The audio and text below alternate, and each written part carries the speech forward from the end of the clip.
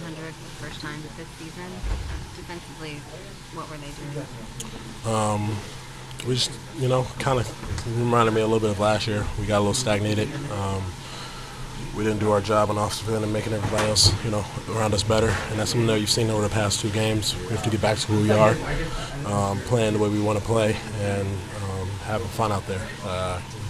You miss shots, things happen, but staying committed to how you want to play the game of basketball is going to be huge for us throughout this year, because we know how much talent we have, we know the capabilities of this team.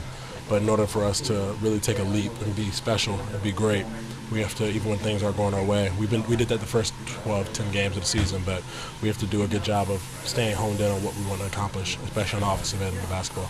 Are you starting to see teams guard you a little differently into the way you're shooting? Not really. Teams have been staying with the same usual coverages, like they switched tonight. We've done a pretty fair job of that, playing against that throughout the season. We just didn't really. We didn't have the spacing. We didn't have the pace. We didn't have the things that you need in order to play against a team like that. We did a solid job of competing, but no matter how hard you play, if you're not giving yourself opportunity, and you're not taking care of the ball, and you're not protecting and rebounding and making sure that other teams don't get second chance shots, it's going to be hard to win. Are you, early in the third, it looked like you made an effort to get downhill, take some shots close to the basket. Is that kind of an adjustment you're trying to make when, you're missing shots, your teams are kind of switching the way they're against you?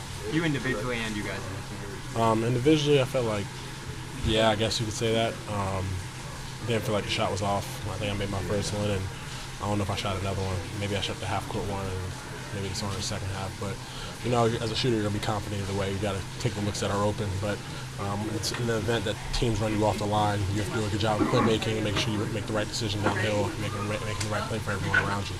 And we just have to do that as a group, Like, we get downhill, we've done our job. We put pressure on the defense. We've done our job to make sure the defense collapse. Now we just have to make the right decision on who we want to pass the ball to after, and kicking it out, making sure that after, and then the second shot, the second read is, do we shoot that, or is there one more best available? And I think that's what we got to get back to on the offensive end of the ball, because we're doing our job and making sure that we create that advantage, but we've been forcing it a little bit. Grant, did you feel like there was any sort of hangover effect, from the Warriors game for you guys? Not really. I was about to say we had time to adjust and everything like that. So it's just a matter of making sure that we're focused on each other and making sure that we get back to being committed to the way we want to play basketball. No hangover. It's a long season. You can't think about one game of weeks ago or 2 weeks ago. It's one of those things you have to approach the next game. Same way this game's going to be done at the end of this day, and then we play the Lakers tomorrow. So we just have to get back to our approach, make sure we keep doing what we're supposed to do on both sides of the ball. Sorry. You guys shot so well to start this year. The offense. Do you feel at all like maybe that masked some things, made you think the offense was in such a spot? Not at all. Nights like this? I think that we're actually the other way. Yeah.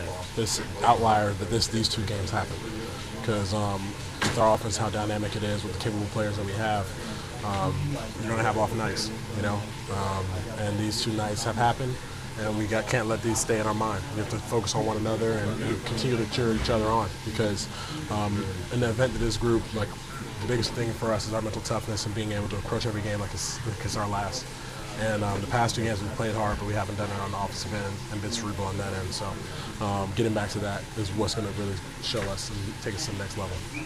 Defensively couldn't get stopped either, though. What was breaking down at that end? Defensively, I think they just made some tough shots. We did a good job of forcing guys in the fadeaways. PG made some tough ones. Kawhi made some tough ones over his shoulder. And those are great isolation shot makers. But the easy ones are the ones we needed to take care of, like giving guys open shots. I did one myself when I was arguing a backcourt call, giving Luke Kennard a wide open 3, stuff like that. Like mental mistakes, mental lapses. It's across the board. It's not one individual person. So it's all about commitment, both sides. Recommitting to our identity on the defensive end and recommitting to the way we want to play on the offensive end of basketball. When the threes aren't going down, what adjustments can you guys make, or do you guys make?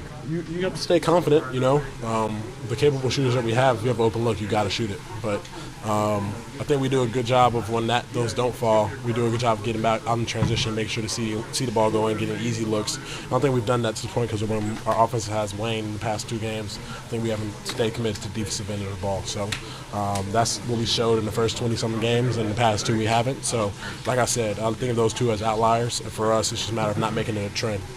do you have to do to make up for Al's absence? Yeah, Al's a great vet and a great teammate for us. He's definitely somebody that was needed on this team. So, like, for us, it's just a matter of next man up and making sure that we still bring that physicality and that tenacity on both ends of the ball. He does a good job of keeping us, locked in and level-headed too. So, being more vocal, being able to communicate with one another in a better way, and I think that's kind of what we need until he gets back. When and how do you turn the page to tomorrow against the Lakers? Right after I get done with this interview with you guys, and then by focusing on the film, understanding what we did wrong today, and then focusing on what we need to do right tomorrow. Without Al and possibly Rob, how challenging is that situation with the way AD is playing? Oh yeah, he's a tremendous player. He's been having a great run. He's making it very tough on teams, and you just got to take that challenge head on. For me, it's always been a competitive person, so I'm excited for it. He's going to do what he does. He's going to, he's a phenomenal player. Same with him and Braun. So it's just a matter of making sure we understand what they want to do on their end, and how do we take advantage of that, and how do we make it hard for them. Presented by your New England Ford dealers. Built for America. Built Ford proud.